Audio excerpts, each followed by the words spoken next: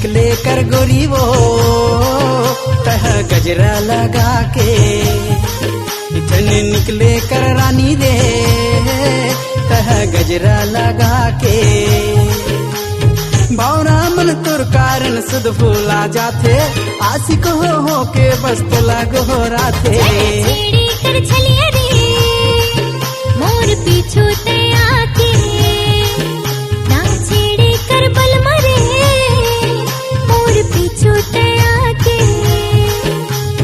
दुनिया लारी बैरी सक हो जाते, गाँव गली माँ सब हल्ला हो जाते। निकले कर गोरी वो कहे गजरा लगा के, ना छेड़ी कर छलिया रे मोर पीछू ते आके।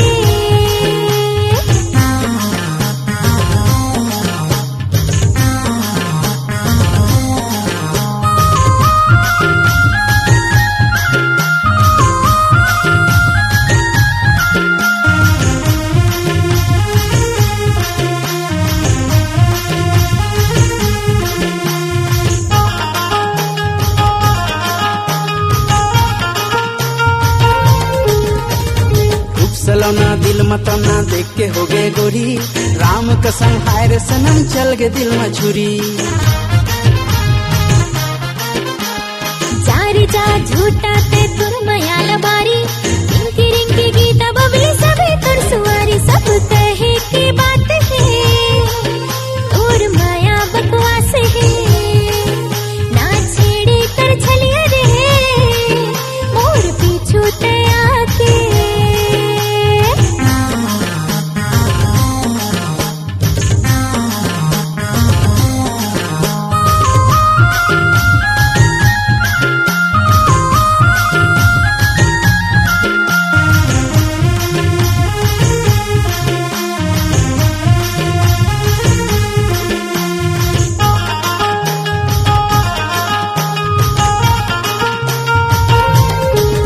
दर्री दर्री मन के लाडू चासनी माँ बांध लेना। ये लड़का चली सरका ज्यादा सेंटी ना बना। अरे का गजब के चाल है दिखे माँ बवाल। सोग मोर झनपाल हो बेकंगाल, ना से के कर आखिरे पारा बस्ती बाके। इतने निकले कर गोरी वो कह गली महका के। भावना मन तुर कारण सुध भूला जाते, आशिक हो के सब तुला गोहराते।